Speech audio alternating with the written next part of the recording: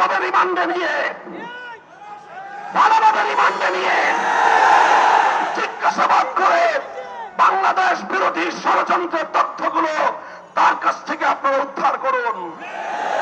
শেখ হাসিনা তাকে কত টাকা দিয়ে তার সন্ত্রাসী বাহিনীকে দেশের বিরুদ্ধে লেলিয়ে দিয়েছে সে তথ্য উদ্ঘাটন করুন।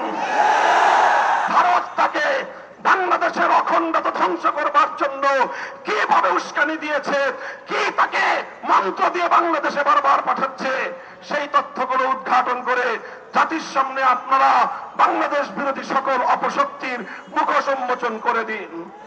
সংগ্রামী সাথী ও বন্ধুগণ, সর্বশেষ আমাদের দাবি হলো শহীদ সাইফুল ইসলাম আলিফ হত্যাকাণ্ডের জন্য প্রত্যক্ষ এবং পরোক্ষভাবে যারা যারা জড়িত অনতিবিলম্বে তাদেরকে আইনের আওতায় এনে দৃষ্টান্তমূলক শাস্তির ব্যবস্থা করতে হবে।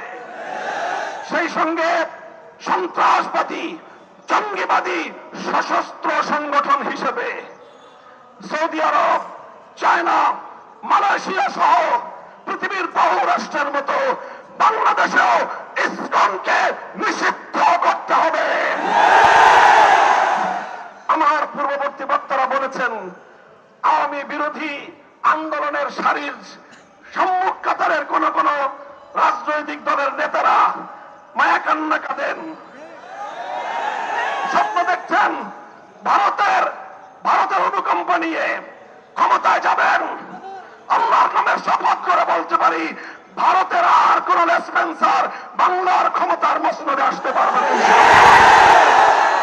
কাজেই বাংলাদেশের জনগণের পাশে দাঁড়ান, ভারতকে নয় দেশের জনগণকে খুশি করুন।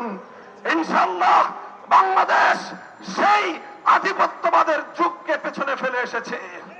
এখন বাংলাদেশ নিজের পায়ে দাঁড়াবে, মাথা উঁচু করে সামনে চলবে, সকল ষড়যন্ত্রকে মোকাবেলা করবে ইনশাআল্লাহ। ইসকনকে স্পষ্ট ভাষায় দাবি আমাদের নিষিদ্ধ করতে হবে। যদি এই দাবি আদায়ে সরকার অথবা বিচার বিভাগ যদি গড়িমসি করে, হেফাজতে ইসলাম বৃহত্তর কর্মসূচি দিতে বাধ্য হবে।